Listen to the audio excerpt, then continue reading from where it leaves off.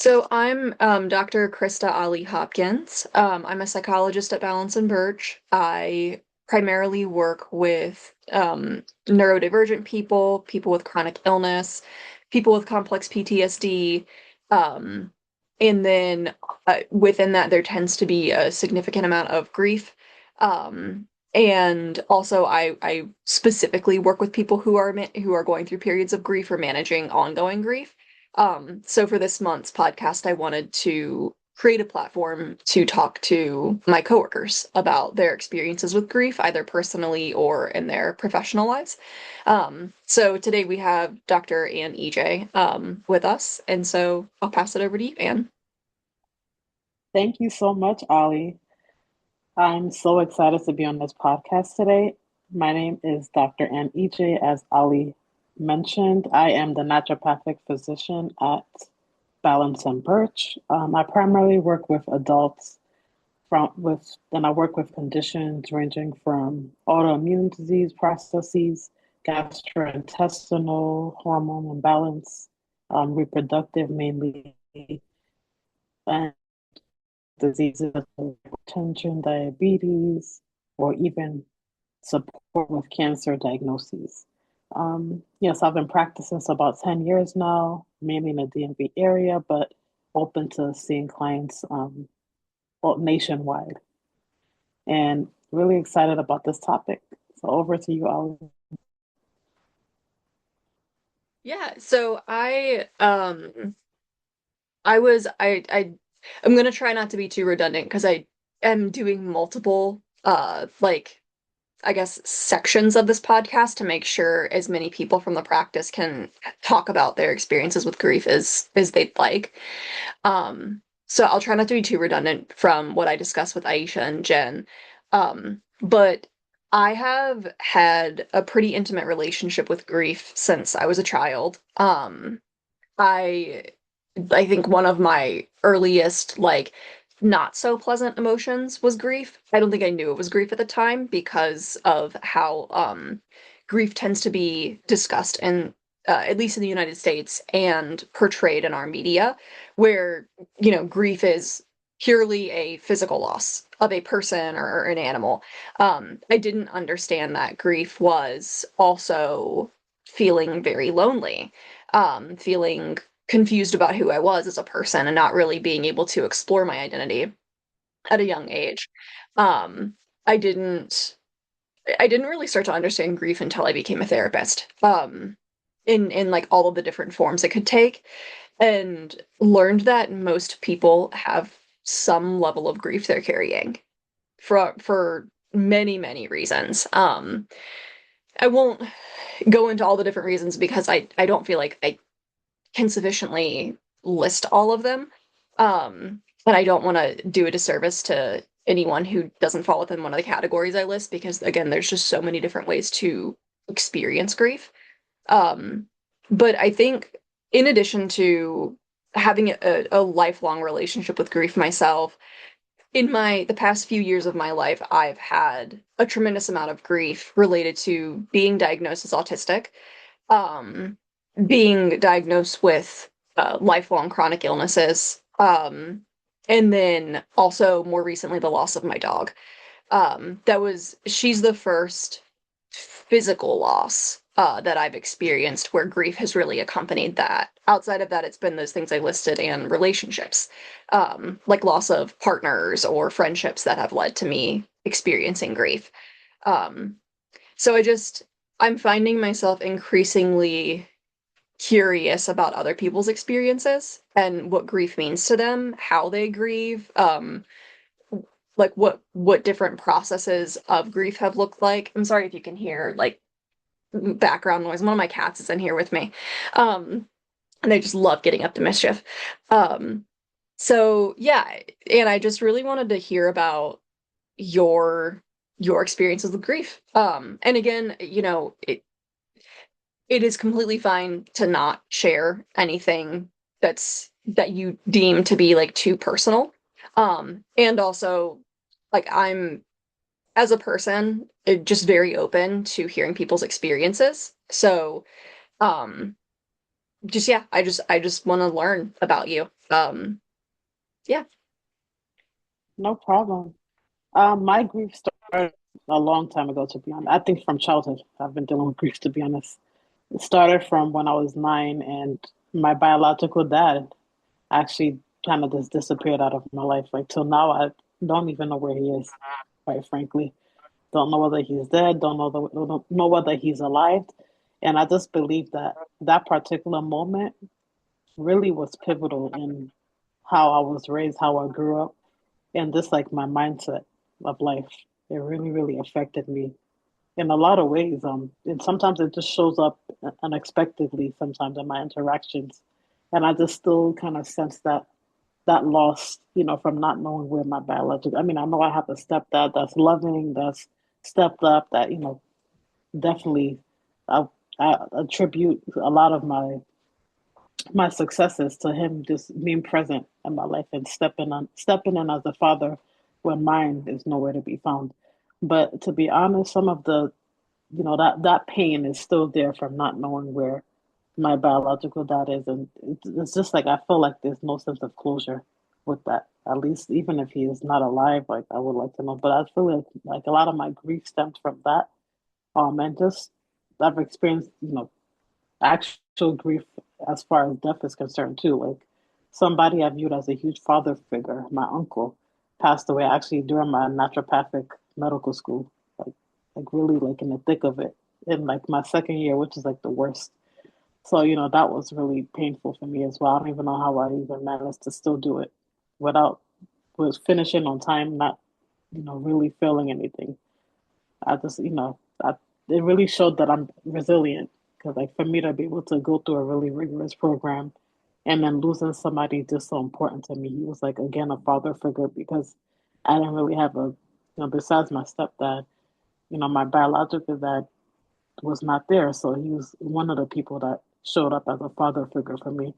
Was very involved in many aspects of my life. So losing him took a huge toll. Like that's when I experienced depression for the first time. That's when I lost again. I lost another part of me during that time. It was really really tough to a point where I nearly ended up in the hospital. Like it was just really bad, and just started experiencing a lot of weird symptoms like unrecognizable, really just non-specific. I went to like doctors about things like heart palpitations. I got just had like was not eating, just like physical pain, and which makes sense because grief sometimes can lead to pain. So like just like pain just everywhere, like just in every area of my body. Just like a lot of weird things were going on during that period. Um, yeah, I started getting frequent heart palpitations, like a lot of muscle spasms. Just a lot of things physically was happening to me during that period. And I felt like, I was in a state of shock and I didn't really get to process that grief as much because at the same time I was trying to go through this program. I was determined. I said, you know what, he would want me to go on with this even before he passed. He was actually a physician assistant himself. So he was like, honestly, I'm happy that you chose the naturopathic path because conventional medicine to him, he was just like, yeah, it's going down the drain. And that was a long time ago. Imagine him saying that. Look at where we are now, but I digress. But but so because like just remembering his words, I was determined to finish that program despite how I was feeling, despite me, having to experience this huge pain, which I feel like it was also a disservice to myself. So I feel like I was trying to be this type of strong person and really just do it, for him. But at the same time, I didn't really allow myself to fully process, how I was feeling about him being gone forever, me not being able to see him or talk to him, at least physically anymore. But yes, I really feel like I did myself a disservice, to be honest. And I feel like a lot of some of the things I'm experiencing now is because I never really got to fully process it. So I would advise anybody that's gone through like grief of loss of a loved one, that you allow yourself to feel the changes that you're not in denial, that you get help, that you feel the feels, that you go through therapy as needed. You don't try to be somebody that you're not. Don't try to be like this strong person just for the world. It's not perfect. I mean, it's not worth it. Like you want to do what's best for you and your feeling and your well-being. So it's important to get the help that you need, at that time. Don't push it off. It's important in that moment to take care of yourself because some of the things, some of the symptoms or diagnoses I have, honestly, I attribute it to me not fully processing that moment. And then um, fast forward to 2021, my younger brother, who was 24 at the time, died during like COVID, during the height of COVID. So that like struck me as well. I just felt like I got ran by a truck almost. It was just like, what's going on?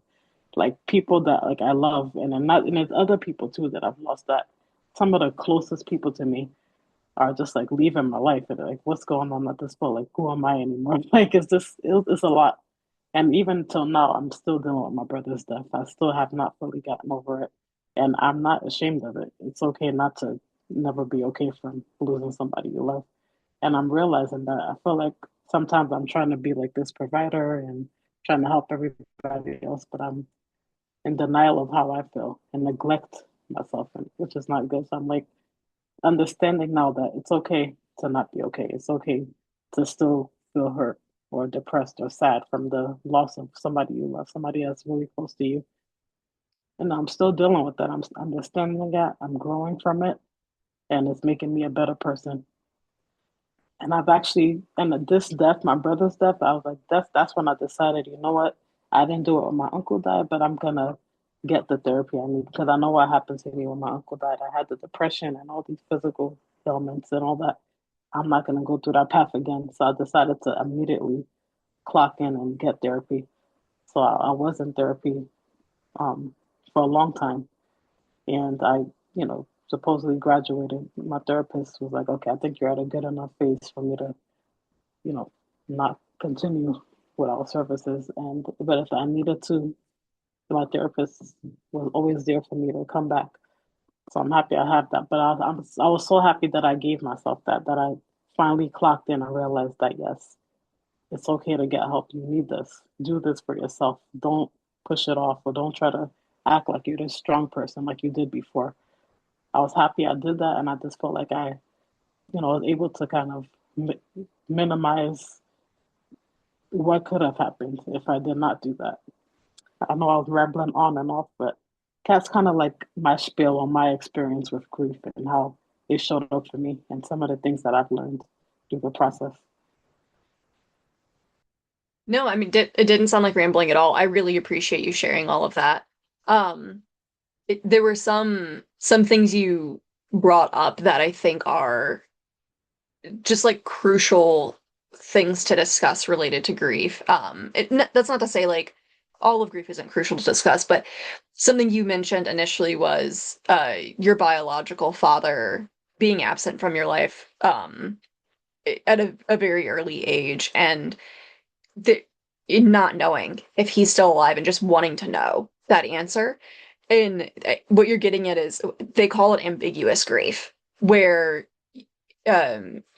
you're kind of stuck in this limbo of not really being able to fully grieve because the person could still be there, but they might also be gone, or they're still alive but they've left you. And ambiguous grief is so painful in its own unique way. And I don't want to speak for your experience, and just I'm kind of speaking generally from what I've learned with clients and people I've spoken to. Um, ambiguous grief is just it. I don't know if this word feels too strong for you, but there's a level of suffering within that type of grief that almost feels like a slow torture. Um, because not that there's ever true closure with grief, but there is definitely a different experience with grief when someone is physically gone versus they could still be alive, but they've chosen to not be in your life. Um, and ambiguous grief also it could be like uh a loved one developing dementia or Parkinson's or like a mental illness or physical illness that alters who they are and who they're able to be. And like they're still physically there and you can see them, but um they're not themselves. Um and so ambiguous grief is really, really challenging. Um yeah, I don't know if any of that resonates with you or that feels true to your experience.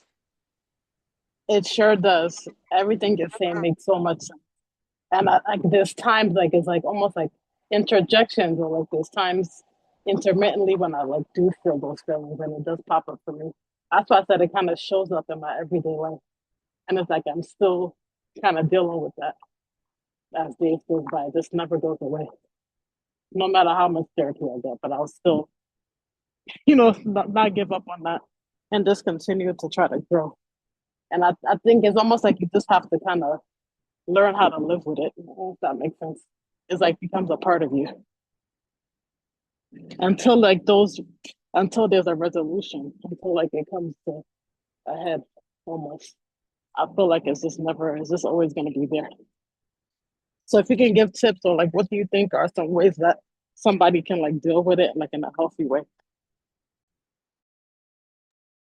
Yeah, so that was actually another thing you had said that I wanted to touch on. Like there's no timeline for grief. Regardless of what the grief is from or related to. And there's no like right or wrong way to manage grief. So like I think in terms of ambiguous grief, one of the best things you can do is accept that you're not going to be okay. In that sounds so simple that it's almost ridiculous because it's not simple at all, actually. Like the idea of being able to get to a point of acceptance where you're okay with not being okay is so hard. It's so easy for me to say, but it can take years and years and years and so much pain to be able to get to that point of I'm never going to be okay. I'm be it related to your like losing your biological father, losing your brother, losing your uncle. Um, like there is always going to be feelings about them. Um, and when especially it sounds like with and I mean you didn't give a ton of detail, so again, please correct me if I'm inserting information that doesn't feel accurate to your experience. It sounds like with your brother and uncle there were more like positive relationships, so the physical loss of them um is painful in the sense of the loss of that deep connection that was there.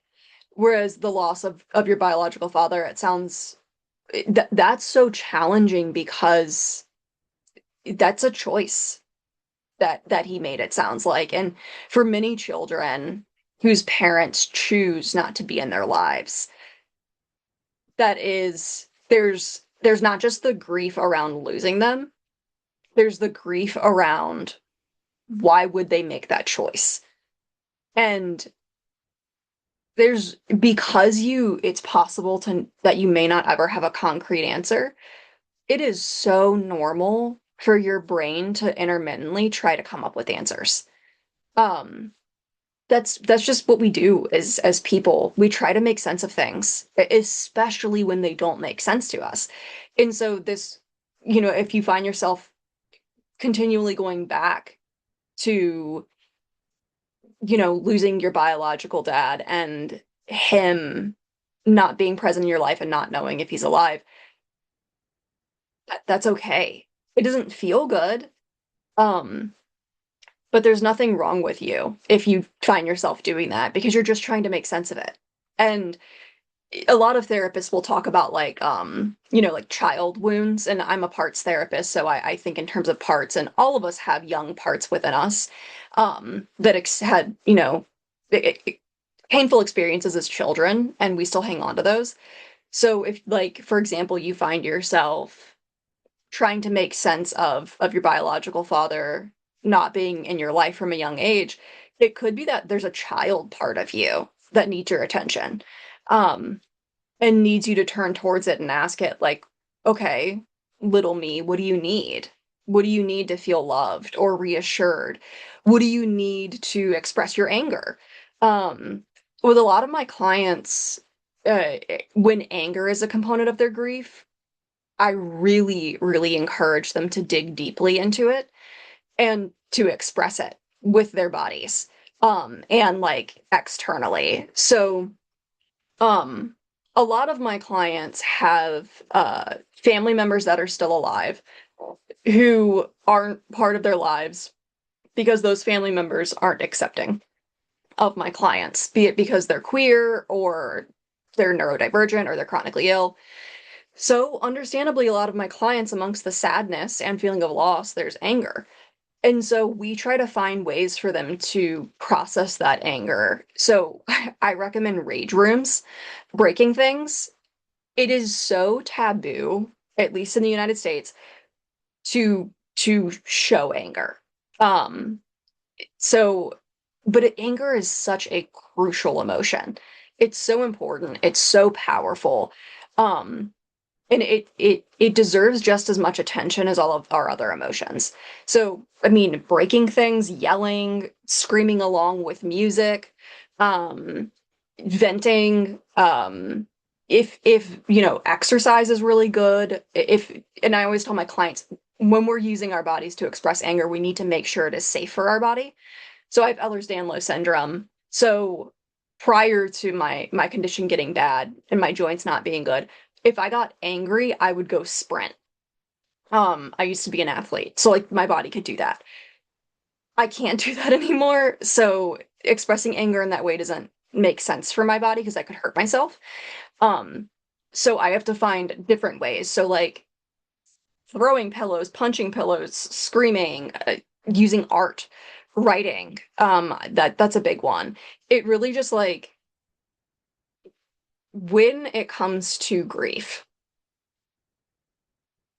it's trying to find a balance between giving space for your feelings and your experiences, and also creating space for the fact that life doesn't stop for grief. And every day that balance is going to look different. Because some days what balance looks like is calling off of work because you just need to curl up in a ball and cry. There have been days since Ada passed away where I've had to cancel clients because I'm like, my grief is just so heavy that I cannot be present with anybody else's emotions. Um, yeah, I don't know if that answers your question about like options for what to do. That was a lot of information. Oh no, I love it. And you just touched on a lot of important points. And yeah, and you hit the nail on the head. Like the relationship with my uncle and my brother were extremely positive. As I mentioned, my uncle was just like such a pillar in my life. Like he was just supporting me like from childhood up until his death. Like he was there for so many important moments. He was almost like a father figure. He was there for like almost every important milestone, even college. Unfortunately, he wasn't able to witness me getting into naturopathic school and graduating and all of that. But he was there when I was deciding which path I was going to take in medicine. Like I always expressed to him that I wanted to go the medicine route. Um, Partly because I'm not gonna lie, he was a PA. You know, I just really looked up to him so much. So I knew I just wanted to go into healthcare. And he was a he just played a large part of in influence too in the why I chose the naturopathic route because he had so much insight. I'm saying he was just such a positive force in my life. And losing him again was just like really, really tough on me. I just felt like he knew me, was one of the people that really, really knew me, understood me, loved me, never judged, just always there, always a light, always a support. So, it was really, really tough on me. And my brother as well, like, he dealt with the illness, sickle cell disease, most of his life. And he was just, such a go-getter.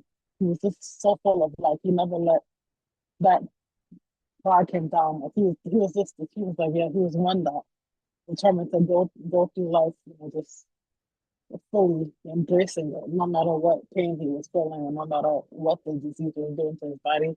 He was just one to always go after anything and just not let anything limit him. So these are two people that really I looked up to, and that meant so much. That meant the world, absolutely world to me. For years and that was just like, wow, it's just very few people that I can connect with, and because I am, sort of an interesting individual. But I can be honest about that. So, just when people that really know you and understand and love you well, you're just like, wow, what's going on? Like, what am I going to do with myself?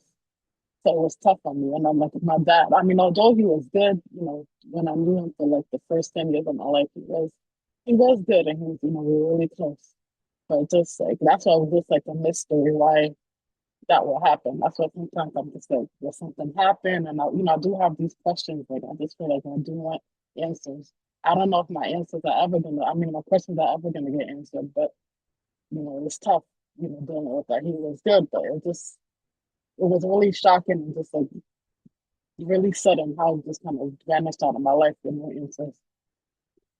So that part of me is just like, wow, what's going on with that as well? Not like that we had an excellent relationship. So how that happened, I just felt like something must have happened for him to just decide to knowing how close we were and knowing there was just no signs. I just felt like it was just so sudden. And I just felt like everybody around me just expected me to just pick up and go. Like I never had time to really process it and just say, okay, this is reality for me. Like my dad is no longer here. Somebody that I was around, somebody that I was close to, somebody that loved me, that obviously was huge in my life as well. And then the fact that everybody around me at that time just expected me to just pick up and go. And I just felt like I went along with it and I never allowed myself to grieve and to sit with that. I think it really affects me till today. And I'm really gonna try those ideas that you said. And I feel like there's a part of me that's kind of locked into that in that childhood era because of that. I feel like I never really got the best of my childhood because of that. So I'm definitely gonna try to utilize some of those tools now. While like you said, it's a part of me, it's just something natural, something that it just is. So I definitely am gonna try those tools and utilize it and just see how it will help me, as I go through life dealing with this grief being part of me. Yeah, that makes a lot of sense. Thank you for sharing all of that. Um, and I mean, I had mentioned earlier like a parent choosing to leave, and it sounds like that wasn't the case with your father at all. From what you shared, it sounds like there's a lot of like unknowns and mystery and confusion because you all had such a close relationship.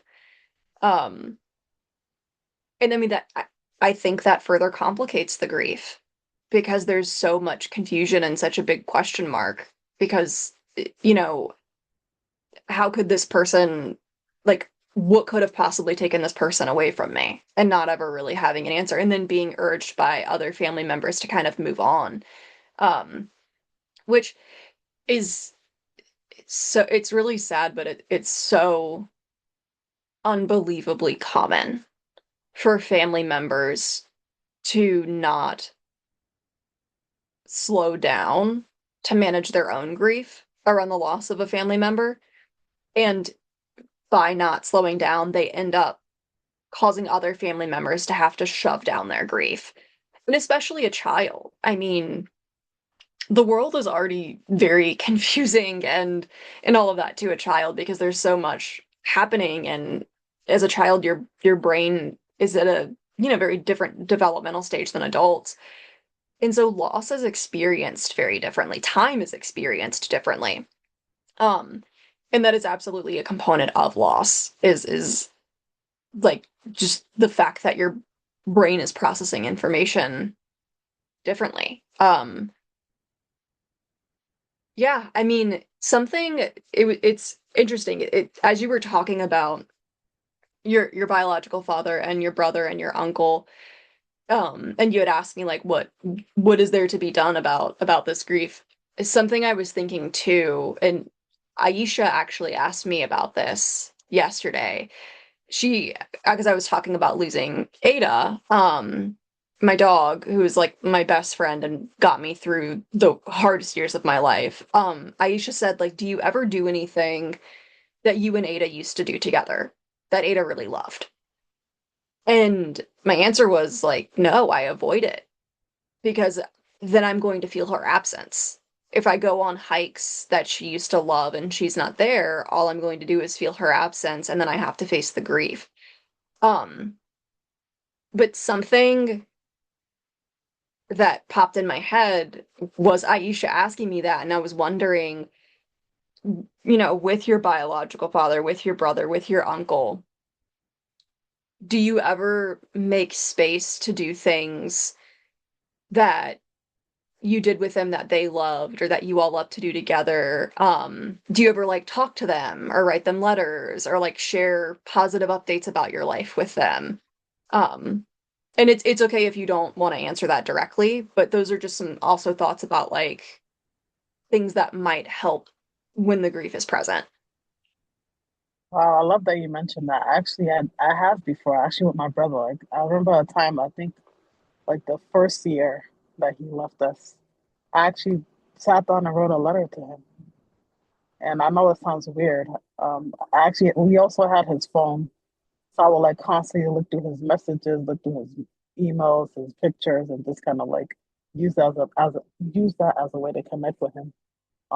And I remember even sometimes the first year as well, I'll like just call him and like leave a voicemail for him. I know he's not there. I know it sounds weird, but it's just my way of connecting or just like feeling him or something I had to do, for myself to kind of feel good in that moment.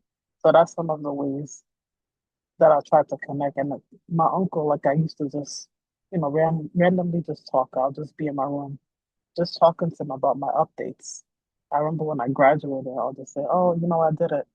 Working. I remember you mentioned to me you wanted me to get out of that conventional medicine route, and look, I did it. I went to naturopathic school, and now I'm a naturopathic doctor." I remember like sharing that moment with him, like out loud in my room alone.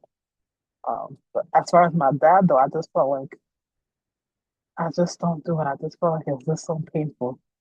I just don't touch when it comes to him. It's almost like I act like it, like I hide it, almost like I mask it, like I act like it didn't happen, almost, or he never existed. And I know that's not the best way to cope, but as far as that part of my life is concerned, like I just never did anything to kind of connect with him. I don't know if that makes sense.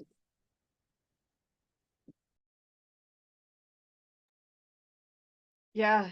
I mean, first, it's not weird to call a loved one's phone and like hear their voice on a voice message, or even just leave them a message, look through the old messages, talk out loud to them, write them letters. Like all that is actually so common. Um, I'm I'm like a member of multiple like online grief communities, and it's actually so common for people to continue to pay their loved one's phone bills to keep their phone like in that the loved one's name so that they can hear the voicemail or so they can send them text messages. Even if they're not paying the phone bill and the number's been released to someone else, people will continue to text the number like on when they have celebrations or they have a hard day or it's a birthday or holiday.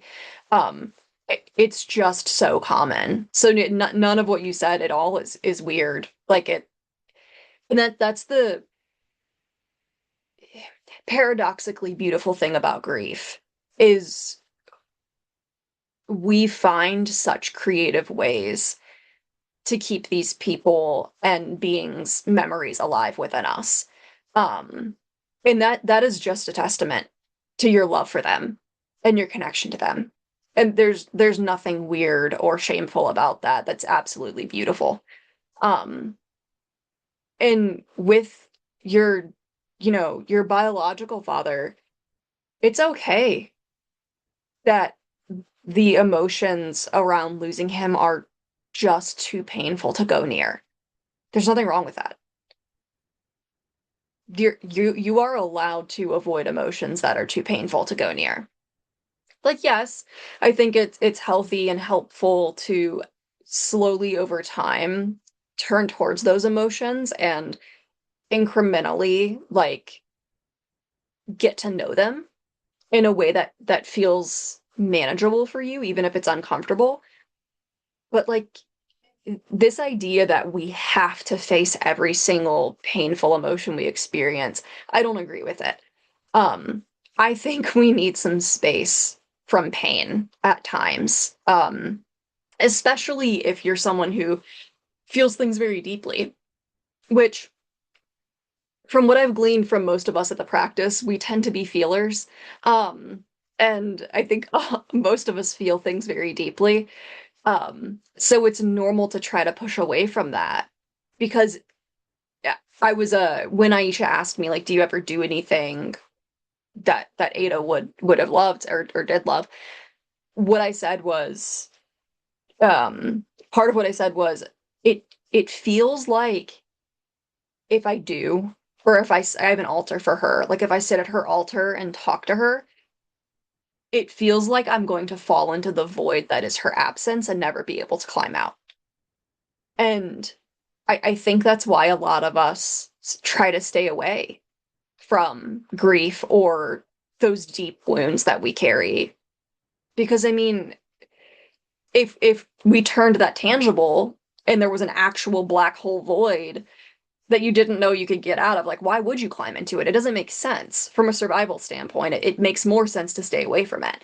Um, so it's I mean, to say it's hard is the understatement of a lifetime. But there's no shame for keeping distance between yourself and the wound that's present from, your biological father disappearing from your life. It's you are allowed to address that and turn towards those parts whenever you feel like you're ready. There's that doesn't have to happen today or tomorrow, you know. It I mean, yeah, it's on your timeline. You get to choose. Thank you so much. Let's know more about your experience with grief, losing it. I know I've been talking a lot about mine, just so that we can learn from each other, so we can glean from each other, and maybe shared. There may be some shared experiences, that we discover by doing so. So I'm just interested and curious, and you can help me to understand a little bit more about your experience with losing Ada. Yeah. Thank you for asking. Yeah, it's with her, there was a lot of actually anticipatory grief in the years leading up to her passing. Um, there's this is it's very complicated. So I had a childhood dog. His name was Buddy, and he was a sweet little beagle. Um, he was abused and neglected by my parents severely. Um, and so when he died, and he died in a very tragic way because of neglect, um, I that was back in I think 2018 that he passed away. He was like 16 or 17 years old. He spent most of his life in a cage. Um, and so, he died after I had gotten Ada, but getting Ada actually brought a lot of grief because I was never able to have the relationship with Buddy that I had wanted. When I was a child, I was in love with dogs. Um, it was my special interest. I loved dogs. But when I was like 6 or 7 when my parents got Buddy, and I begged them to get him.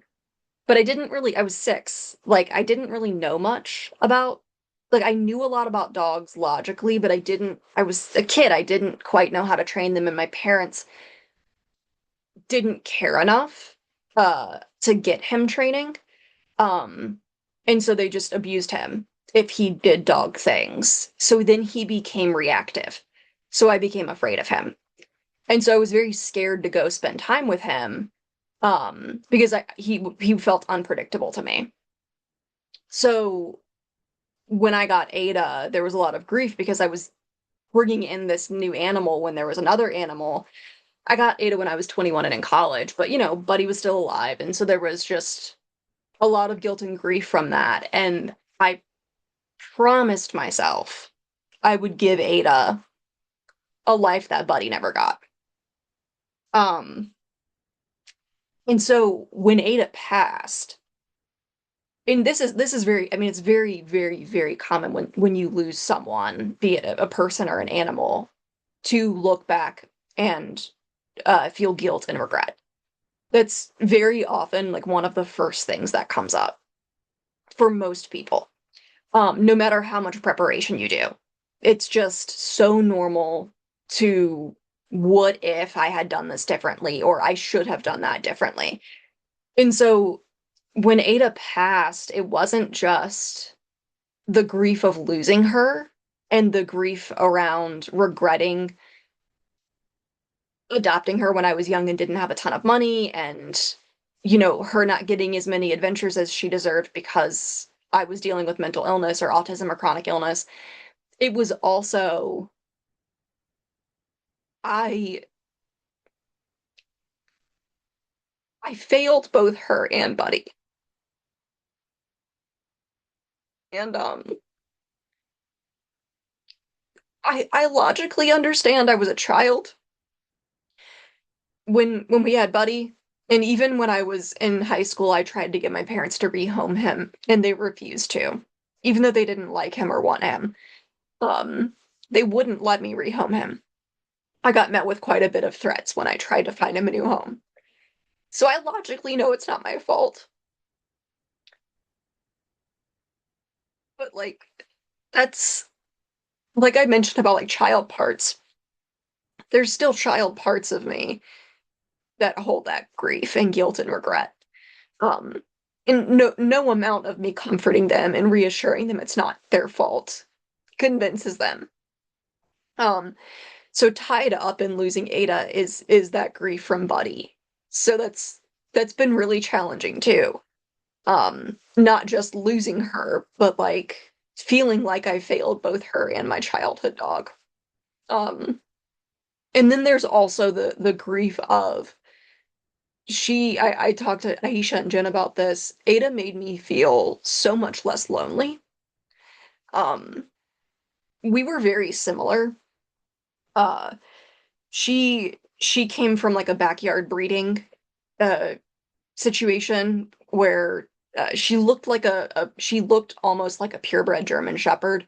If you didn't know what a purebred German Shepherd looked like she had the face of one, and the body of one. But like in the area I adopted her, a rural area, a lot of people would do backyard breeding and try to pass off mutts for purebreds, and that's what they did to her, and then they dumped her in the woods.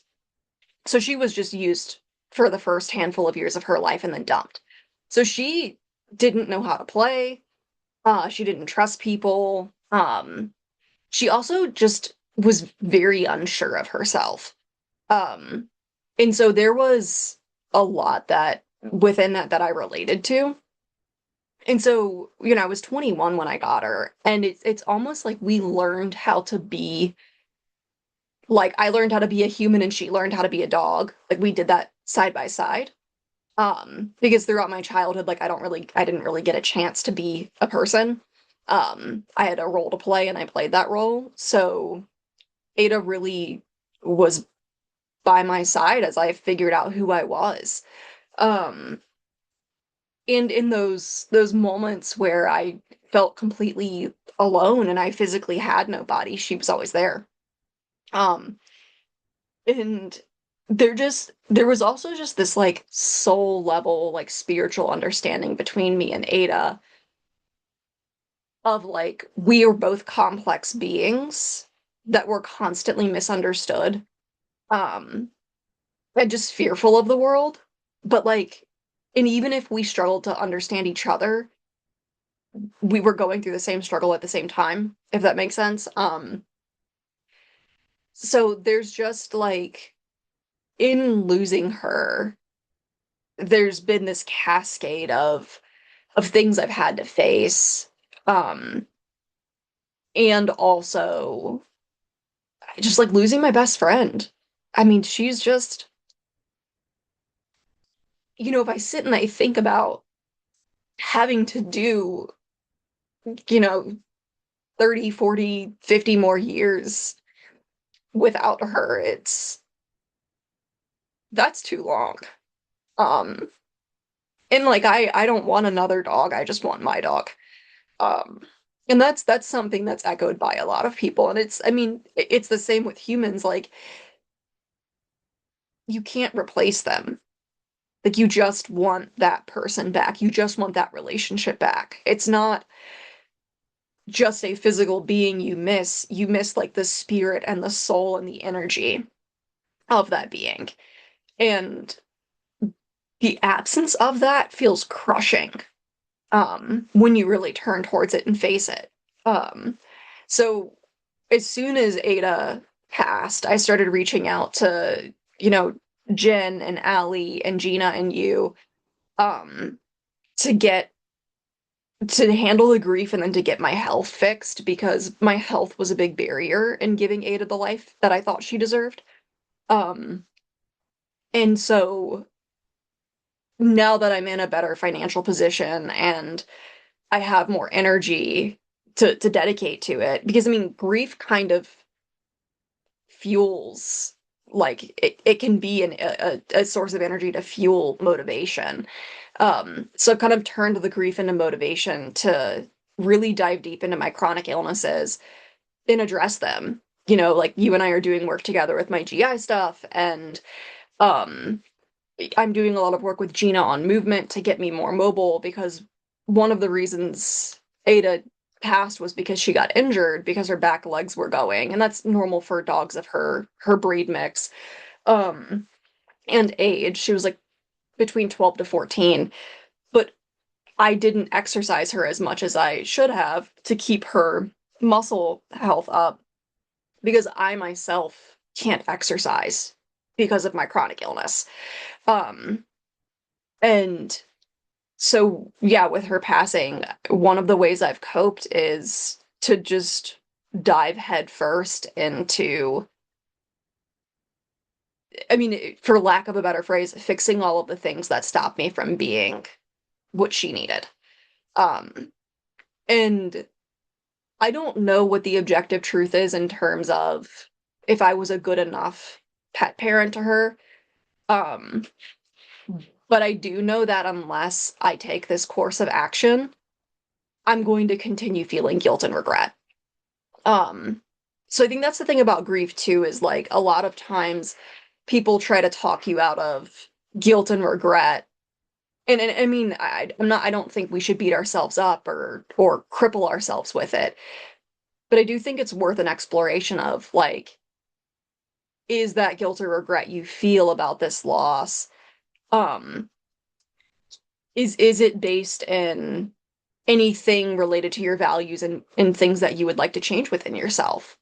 Um, because loss a lot of times opens up, like it kind of forces us to look in a mirror, um, and really be honest with ourselves. And I think for losing Ada really, really forced me to do that and really forced me to see the areas of my life that I wasn't very happy with and really needed to change. Um, yeah, I mean, every day is different in terms of my grief with her. It's been 6 months since she passed, and I think of her every day. I talk to her every day a little bit. Like I'll say goodnight to her. I turn the light on for her altar every morning and then turn it off at night. And so I'll say good morning and good night to her. Usually when I feed the cats at dinner time, I'll pop my head in and say something to her around dinner time, but I don't really spend a lot of time sitting and talking with her. Um, but some days I'm just like curled in a ball, sobbing. Um, because I feel her physical absence and it's yeah, I mean it's there aren't words to depict the amount of just pain and sorrow um that are present. But yeah, Thank you so much for sharing all of that and for being yeah. so vulnerable. And I'm happy you shared because Like I said, there's a lot of intersectionality between, you know, losing a human or like a pet. I just feel like they're one and the same. Um, and we can't take away from that. There's a lot of good points that you brought up.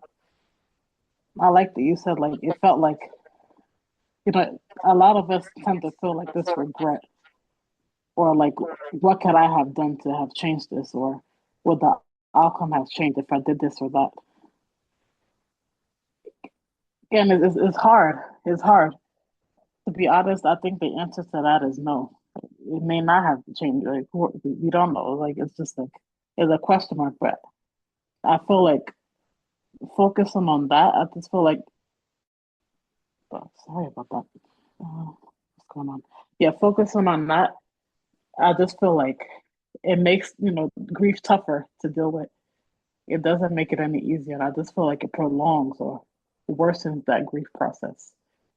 And I feel like instead of that, we can just, really just seek ways like you did. I'm happy that you kind of tapped into ways that, you can continue to live out her legacy and just know that she may not be here physically, but, she's still with you spiritually. I'm a big proponent, I'm a big believer in that. And I like that you have that altar.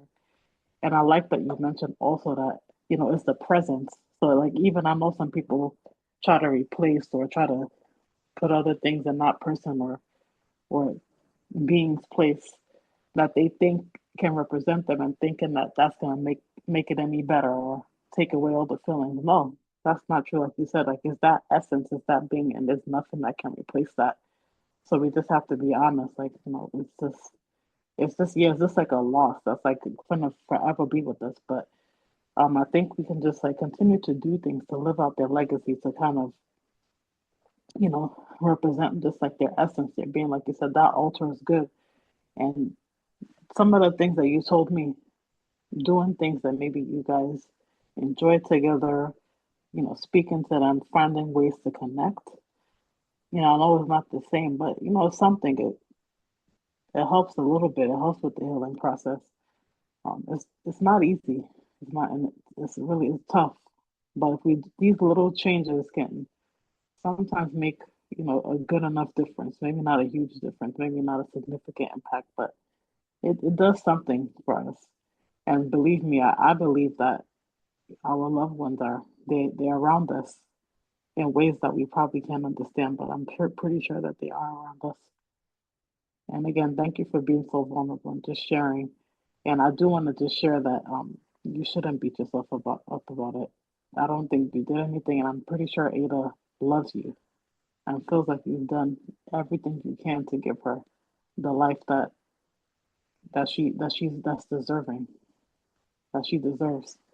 I'm pretty sure if anybody was to ask her, she'll say that, she'll feel that. Um, yeah, so don't beat yourself up about that. But it's okay to feel the feels, but just know that I'm pretty sure you did everything you can. Despite the resistance, you gave her everything you got, and that's all that's important. Thank you. That it means a lot.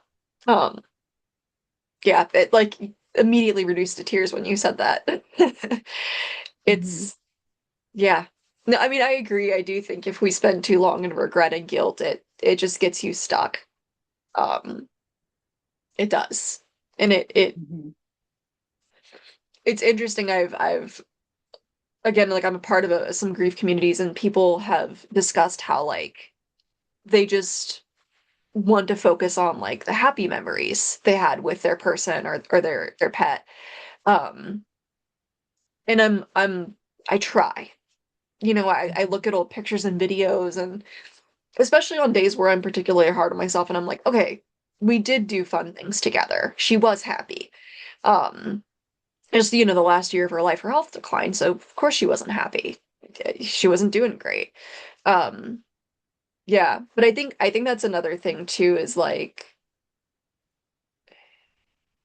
that's complicated about grief is we don't think to reminisce on the happiness we felt with people or our pets. It's I mean, it's the nature of grief, but it tends to be very focused on the loss itself or the absence, as opposed to like, because I think that's important to process those feelings, but we forget like, hey, there are happy things that happened. Like both can be true. You can be heartbroken and sad over the loss, and you can remember all of these beautiful, wonderful things. Like you had mentioned all the different ways that your brother and your uncle have influenced you to be who you are today. Um, and those are such beautiful points of focus. Um, yeah, it's grief is just so infinitely complicated. I was just about to say it's extremely intricate.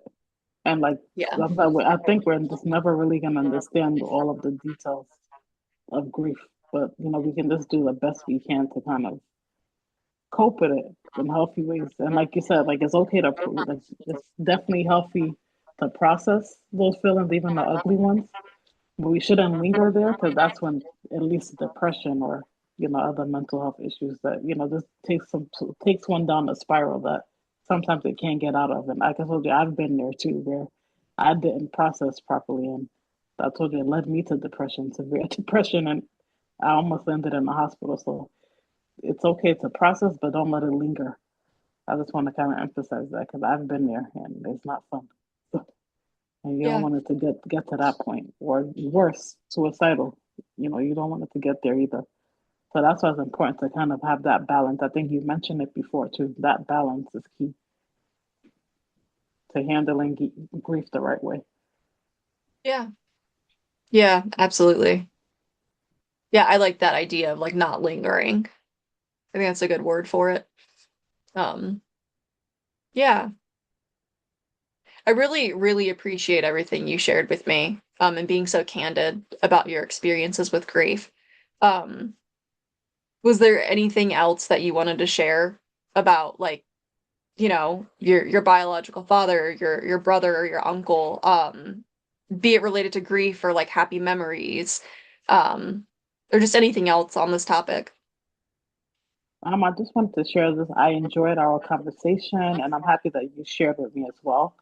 Because I think it's just important sometimes to talk to people who've shared your similar experiences, who's been there. I think it makes it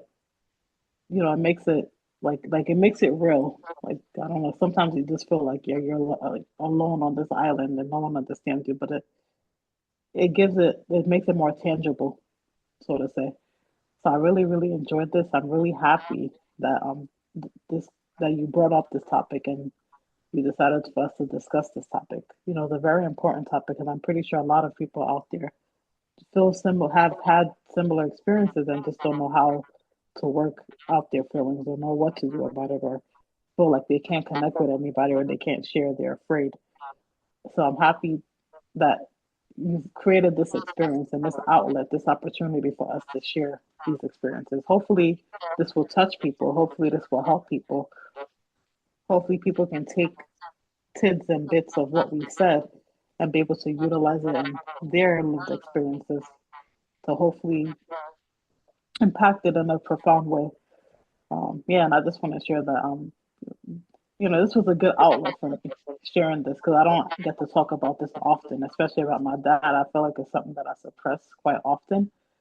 So I'm definitely gonna take this moment and just reflect on it, and see how I can make some changes within myself, just to make it more palatable for me and to confront it. I feel like I've been afraid to confront it for so long. And this was great. This was great. And I just want to say a huge thank you for this.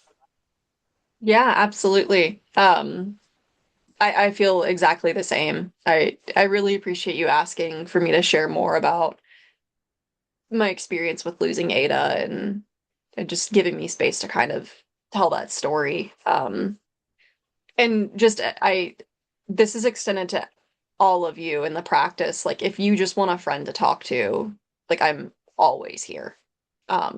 That's like I love being there for the people in my life, and I consider everyone at our practice a friend.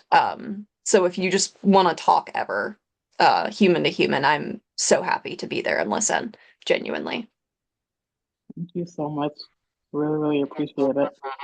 Yeah. Yeah, well, I really appreciate you being here today and being vulnerable and showing up.